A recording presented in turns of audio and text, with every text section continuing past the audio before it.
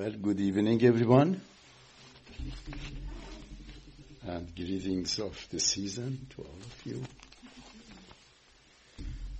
I thought because of the season, it would be a good idea to talk about celebration of the sacred and the divine.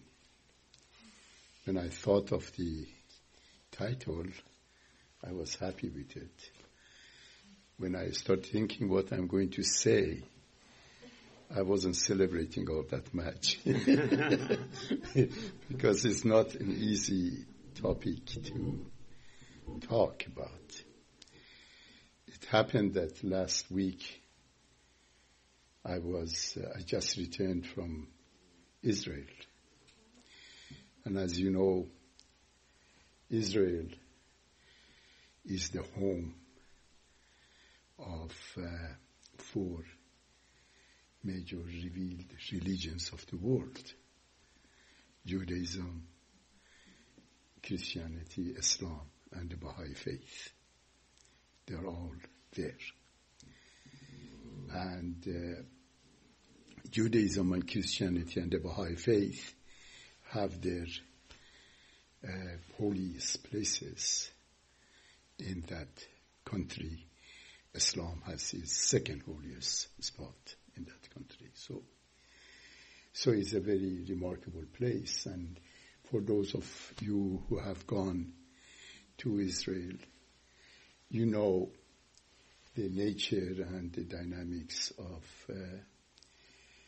celebration of the divine and the sacred that the followers of different religions do.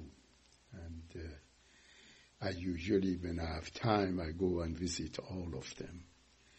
This time, unfortunately, it was a short journey, so I couldn't go to everywhere. So I went to Haifa, where the Baha'i holy places and the Baha'i International headquarters are located in Haifa and the surrounding region. And one of the unique aspects of the celebration of the sacred and the divine in the Baha'i holy places is the celebration of beauty. Beauty of creation, beauty of what God has given to us, of nature, of the just magnificent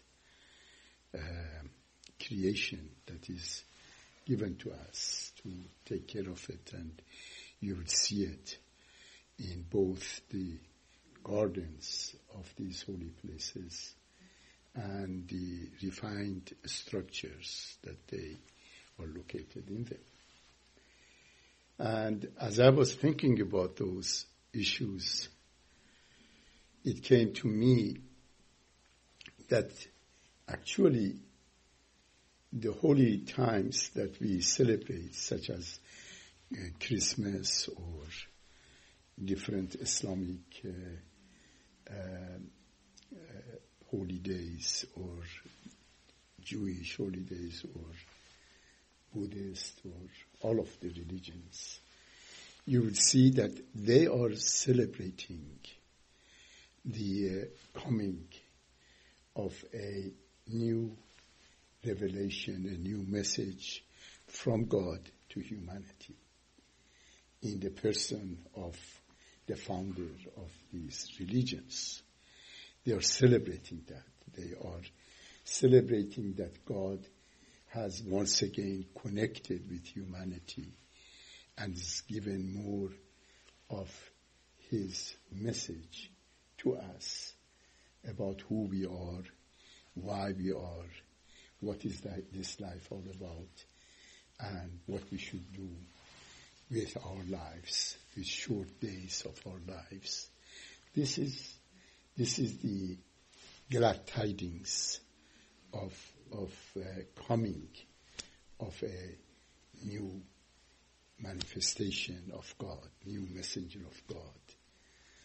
Jesus, Muhammad, Buddha, Krishna, Moses, they all come to humanity, and as you know, they are fundamentally saying the same thing, but they are saying it in ever more complete manner, because humanity is growing up, and as we grow up, we can understand more. So we are given more of a spiritual insight, in the same way that we develop more of scientific insights and more of artistic insights. There also we develop the capacity to understand the spiritual processes more and more. So this becomes this has been the pattern of history throughout history. So I asked myself the question, okay, if that's the case, what is the significance of this moment in history? Where are we in history of humanity? What is, from a Baha'i perspective at least, what is the significance of the times that we are living? And for that, I'm going to share with you a few statements from writings of the Baha'i faith, of Baha'u'llah, specifically about the day that we live in, the time that we live in.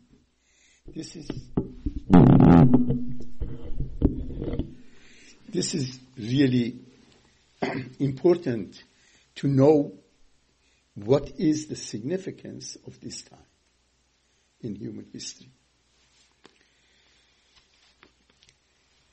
Great indeed is this day. The allusions made to it in all the sacred scriptures as the day of God attests its greatness. And that's very interesting. If we study different scriptures, different Bible, for example, Old Testament, New Testament, Quran, and other holy writings, they are all talking about the time, the end of time, when God comes to humanity and when we are called to judgment. We know that. We all know that the end of time is coming. End of time. The time when humanity faces God. And the day of God arrives. And the day in which everything is going to be measured in a new way. So Baha'u'llah here says, this is that day. This is a huge statement. Just imagine for a moment that here is this prisoner in this Akka, this city, little city in Israel, says, this is the day of God. This is this day, the soul of every prophet of God, of every divine messenger, had thirsted for this wondrous day. All the diverse kindreds of the earth, have likewise yearned to attain it. This is the day. In another place, Baha'u'llah says, should any man or woman in this day arise and with absolute detachment from all that is in the heavens and all that is on the earth, set his affection on him who is the dayspring of God's holy revelation, means if somebody decides to acknowledge the revealer of this new religion of God, in this case Baha'u'llah, he will verily be empowered to subdue all created things to the potency of one of the names of the Lord. This means that, when we say God is great, God is wise, God is love, God is compassion, God is truth, God is kindness. So if we in this day become aware of the source of the spiritual power that is given to humanity and focus on any of the names of God.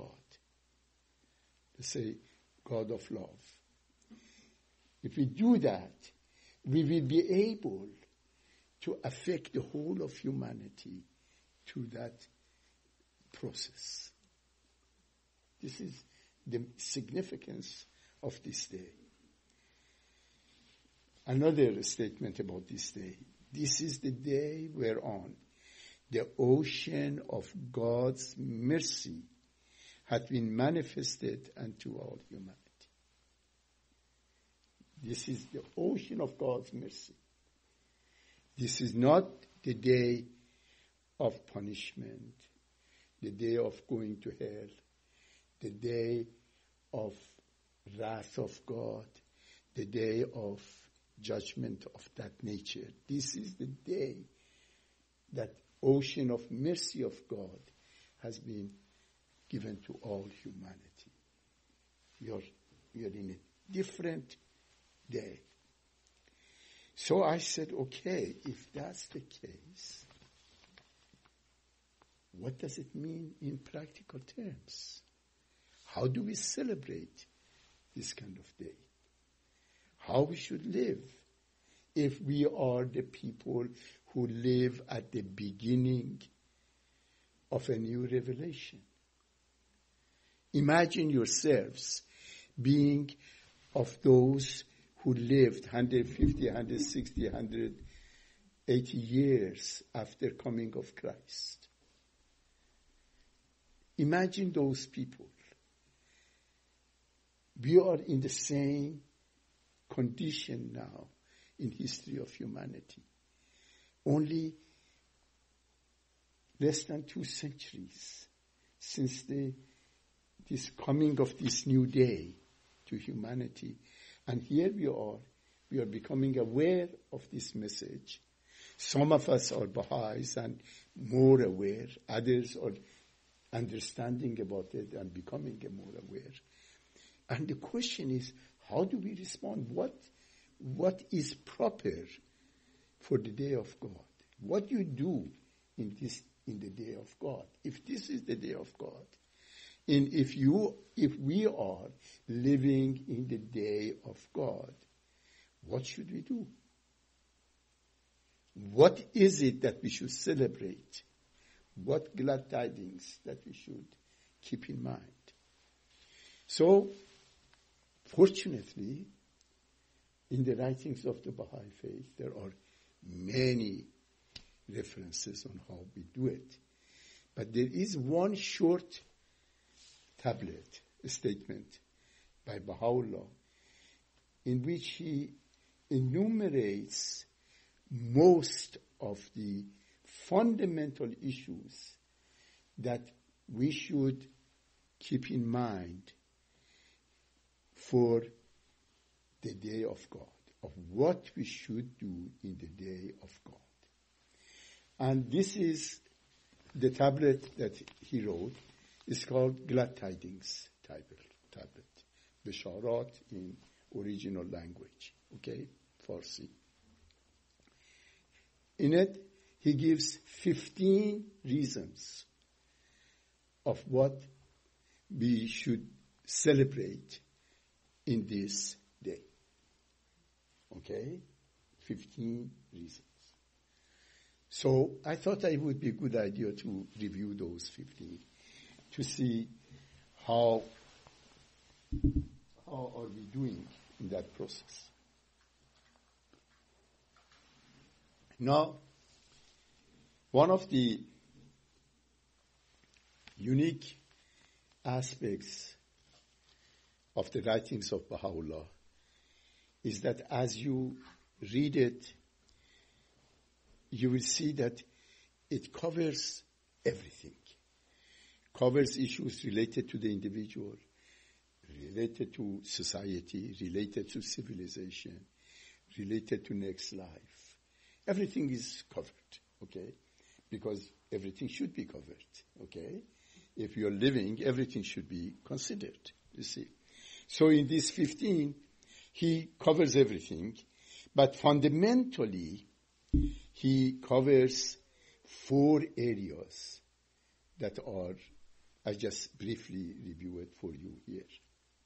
1, several of the glad tidings that he gives focus on issue of peace. For example, the first glad tiding, he says,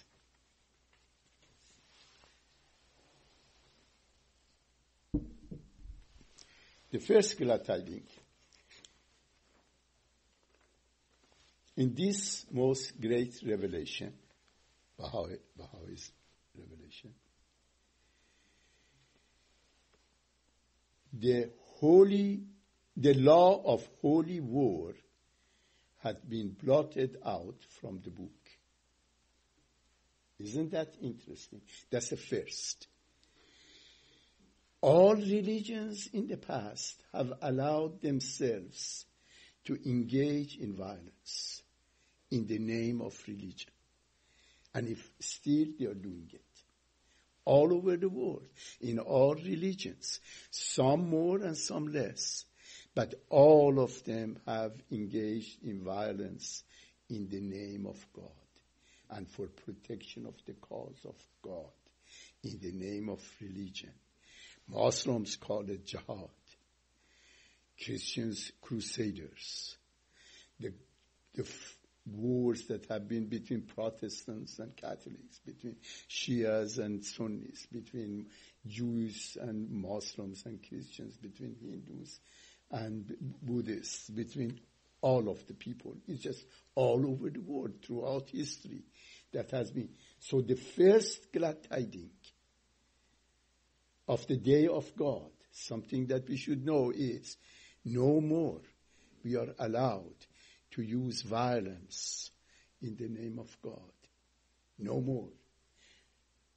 The whole area of conflict and violence has been totally prohibited in this new religion.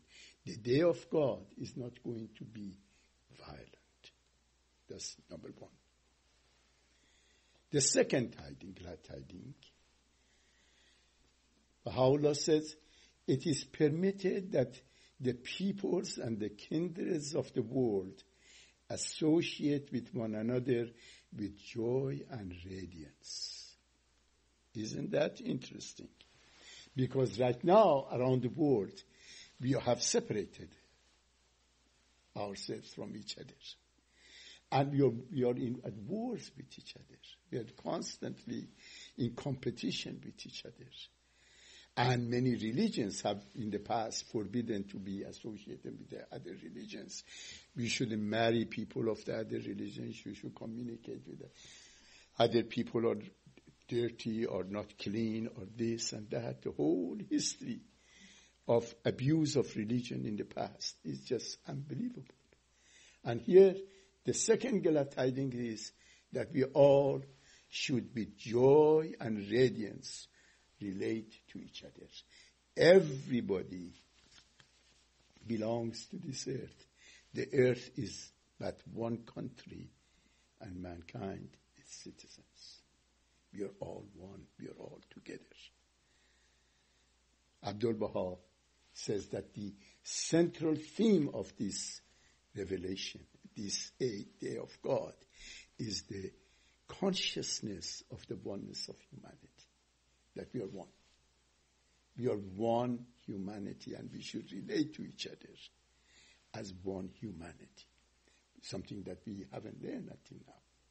But in the day of God, no conflict and violence, and no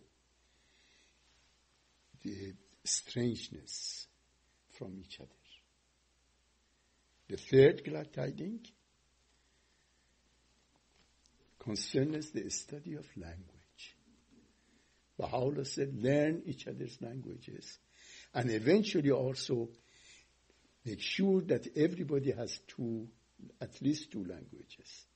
One, his or her mother tongue, and second, an international language. So that wherever you go, you would be able to communicate. It would be like you are in your home. Again, you see, these are all related to issue of peace. Okay? Because Baha'u'llah has come to establish the civilization of peace, ever advancing civilization of peace. And here, these are some of elements of that civilization. We live in the day of God, and we have to learn what are the requisites of the day of God and what are the characteristics of the day of God. Another statement that he makes is that he says that the governments of the world have to begin to develop processes so that, and I quote here, the weapons of war throughout the world be converted into instruments of reconstruction, and that strife and conflict be removed from the midst of humanity. You see?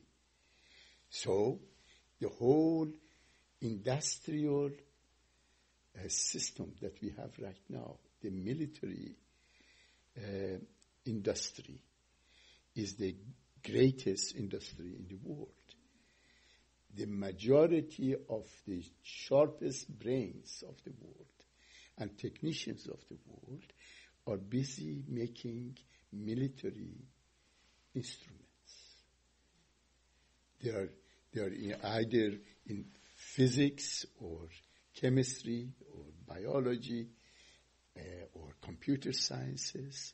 They all are busy on how to kill more effectively, how to destroy more effectively.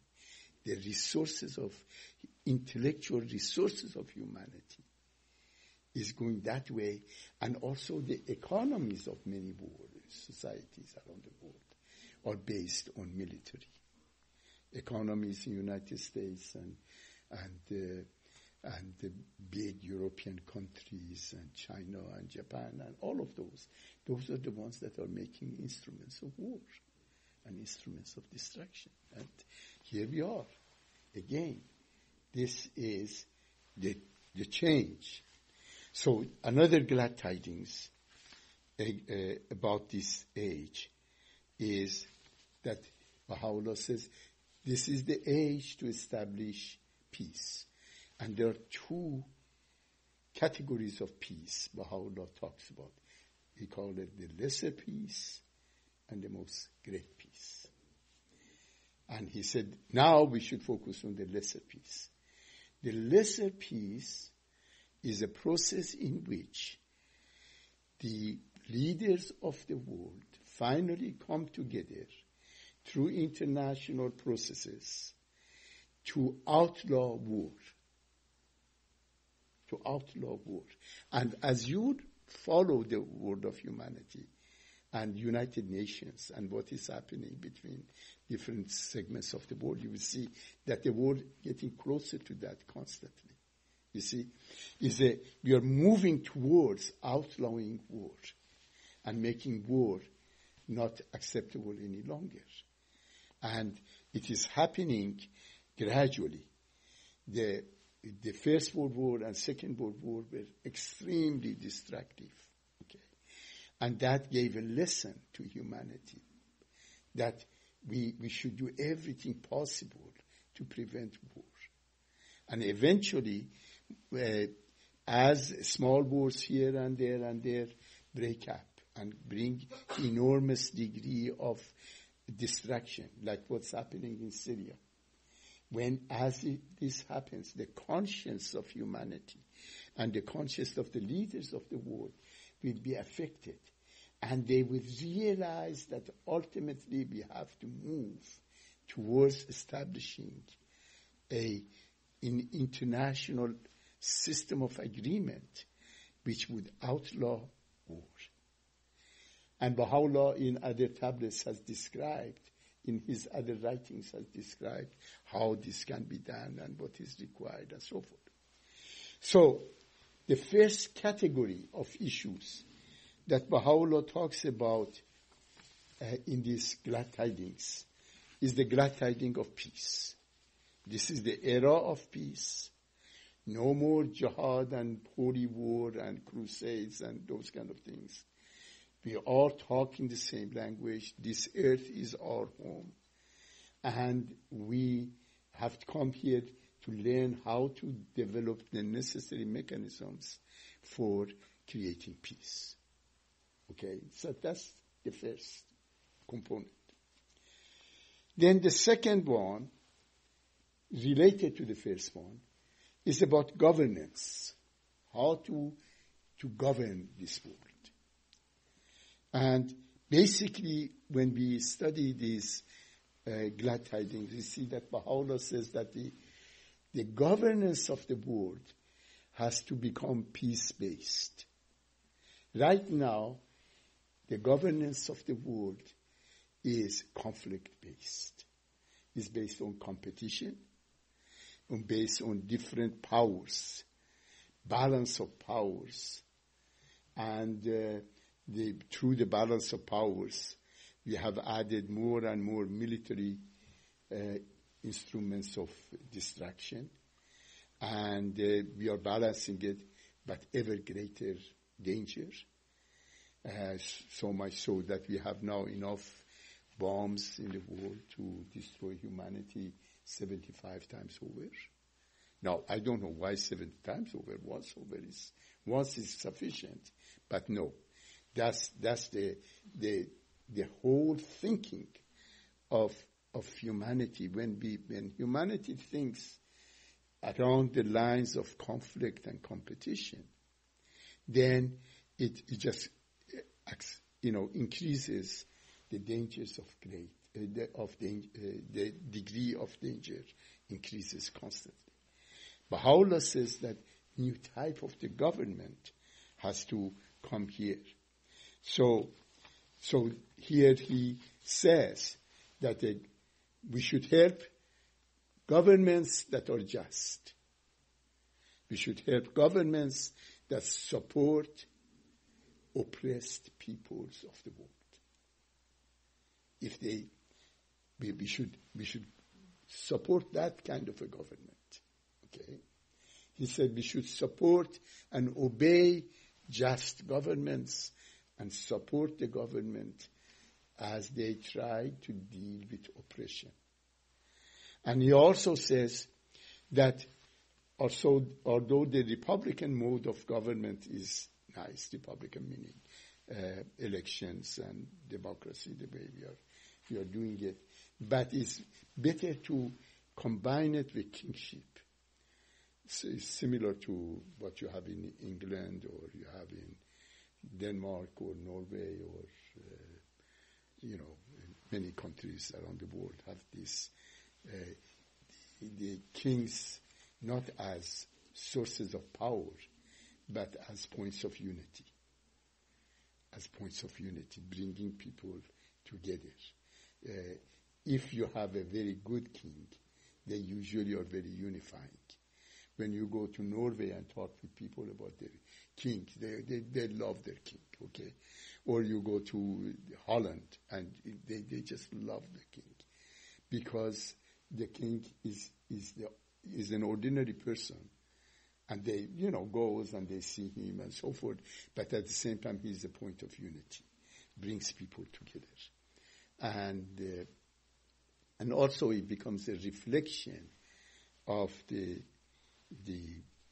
grandeur of creation. This world, you see, a civilization has to be at once grand and also equal. And it's combining the two, the type of governments that. The third thing third categories of the glad tidings Baha'u'llah talks about is about individual freedom. When you read the glad tidings tablet, we see that Baha'u'llah says this is the age of maturity of humanity. This is the age that the individuals can take responsibility for themselves. They don't need somebody to tell them how to live. They don't need priests. They don't need clergies. They don't need somebody to say this is the way you should behave. Everybody has the capacity to behave, to know how to behave, how to go about, how to rule. This is the age of freedom. And with the freedom comes responsibility. For example, he says, you are free to wear whatever clothes you want. Okay? In Quebec, right now, say, no, you're not free to whatever you want to wear. You know about the hijab and about the symbolic religious attires and so forth. In France, they have outlawed it. In Belgium, they have outlawed it. In Quebec, they are trying to outlaw it. We busy ourselves with secondary issues. These are totally nonsensical issues. For God's sake, we live in a world that millions of children are dying of hunger. We are living in a world that people are in the midst of war. We are living in a world that has so many economic problems, and we preoccupied with ourselves whether you have something hanging around your neck or putting your head or covering your face. Okay, people want to cover their face, let them do it. Probably they are ugly. Who knows what? Let them do it. Okay? So don't bug people about those things. Don't preoccupy yourselves about those things. Focus on what is important.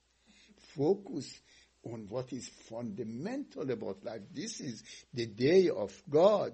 In the day of God, you don't preoccupy yourselves with these kind of secondary issues. You focus on the fundamentals. And the fundamentals is the kind of civilization that we create.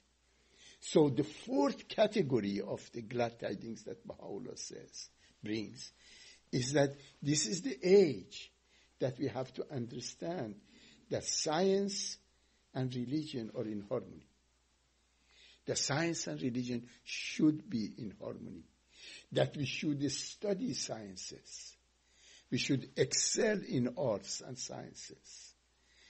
That arts and sciences and spiritual principles all are in harmony with each other. And we have to learn how to bring them in harmony with each other. Right now, there is a war between this so-called materialistic scientific world and the religions.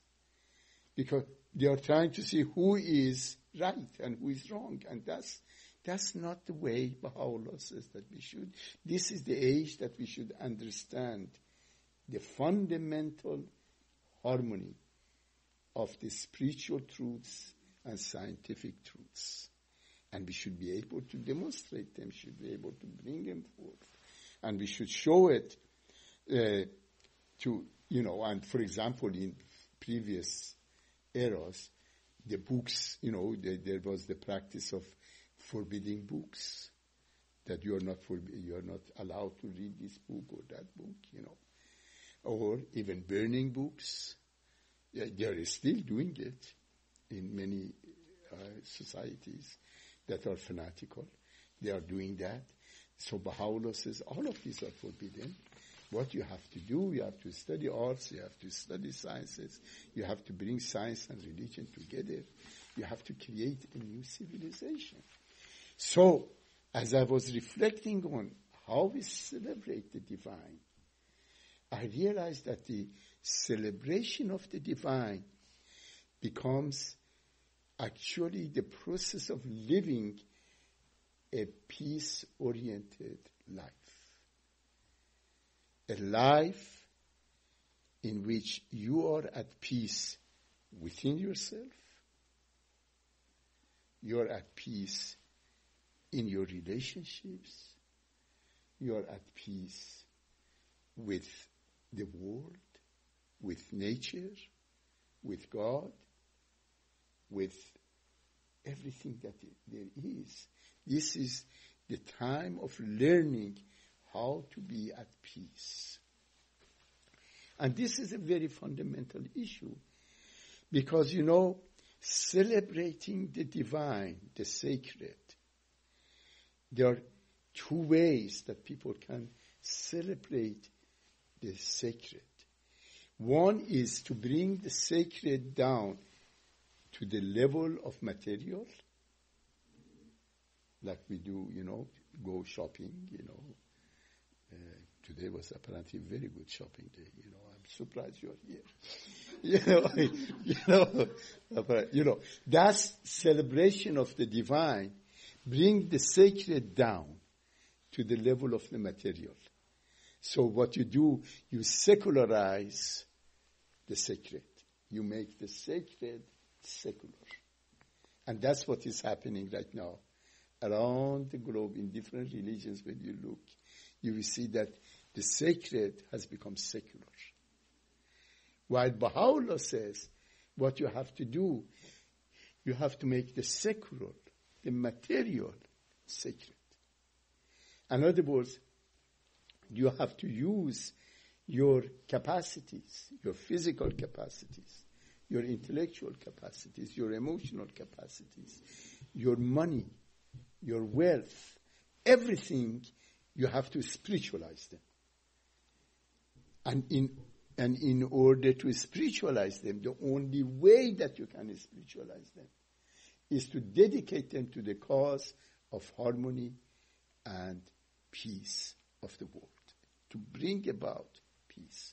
You have to become instruments of peace, because this is the era of peace. This is the age of peace. Humanity has always wanted peace.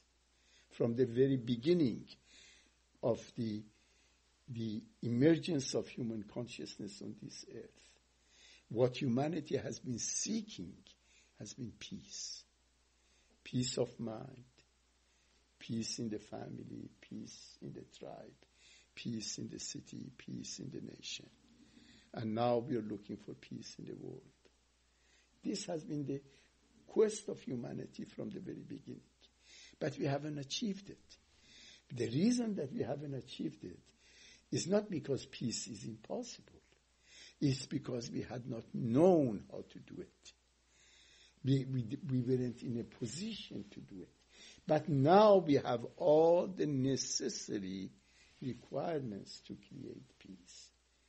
And therefore, if we want to celebrate the sacred, we have to make our lives sacred, our activities sacred, our relationships sacred. And the only way to make them sacred is to bring about harmony, unity, and peace to all aspects of our lives. So, this is interesting. I was reflecting the city in which I grew up as a young individual and became aware of the Baha'i faith and chose the Baha'i faith as my point of spiritual orientation. In Iran, in Yazd, that city was a very interesting city. Yazd is a city in the middle of the Persian desert. So it is in the summer gets extremely hot and dry, and in the winters is a dry but extremely cold. And it's a very, very interesting city, ancient city. And in that city lived 4 or 5 groups of people. Majority were Muslims. And the city of Yazd, I have to tell you, they are fanatics. They are absolute fanatics. God bless them. So the Muslims, and Yazd also is a major place for Zoroastrian faith, the ancient religion of Iran. And there is a very large community of Jewish people live in Yazd. And there is a very large Baha'i community there, and a small Christian community. Okay, all of them are in Yazd. And because they are fanatical, and all of them are fanatical, they live in separate neighborhoods. They have their own separate neighborhoods. And I remember when I was growing up, on rainy days, for example, Jews were not allowed to go from their neighborhood to Muslim neighborhood because their clothing was wet, and if they touch something with their clothing, that person or that item would become unclean. So it was just amazing. Or the same thing was about Zoroastrians and so forth. So it was a very, very particular city. And Baha'is were from Jewish background, Zoroastrian background, Muslim background, and Christian background, and some atheists. All of them have become Baha'is. So the Baha'i community was totally integrated. And the Baha'is who were from Muslim backgrounds lived primarily in the Muslim communities, and those who were Zoroastrian in the Zoroastrian community, those Jewish community.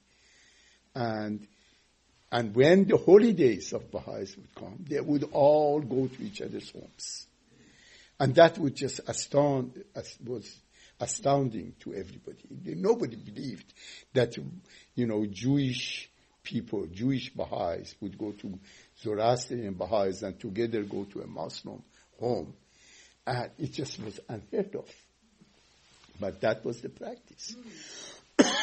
And the joy and happiness that people had coming together from diverse backgrounds that were forbidden to be connected to each other, they would come and celebrate holidays, celebrate the sacred, celebrate the divine together.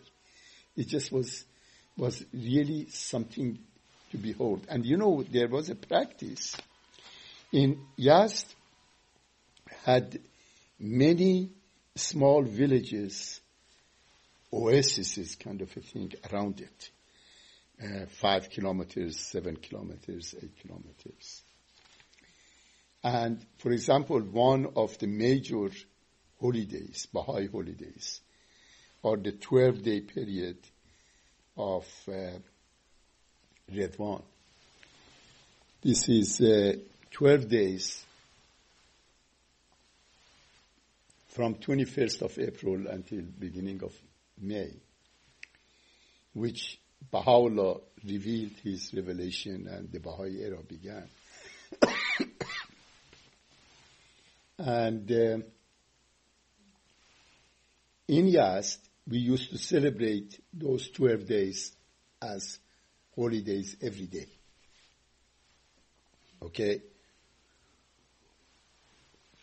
And every day, one community, either Yazd or one of the villages around, was the host. They would put on the most magnificent food out. And literally several thousands of us from the city and villages, on foot, we would walk to the 5-10 kilometers and go there. So here were suddenly 1,000 or 2,000 Baha'is, Jews and Christians and Zoroastrians and Muslims together, men and women, young and old. We would walk together and go to this village for celebration, and that village for celebration, and that one, and the final one in Yazd itself. It just was amazing. It was the celebration of the divine and the sacred, because you were demonstrating the oneness of humanity in action. You were communicating and relating to all peoples with joy. As Baha'u'llah says, you should do that. And it was an example of how you could create that atmosphere and that process of bringing about, of doing something that is somewhat appropriate to living in the day of God. All right. Thank you very much, friends.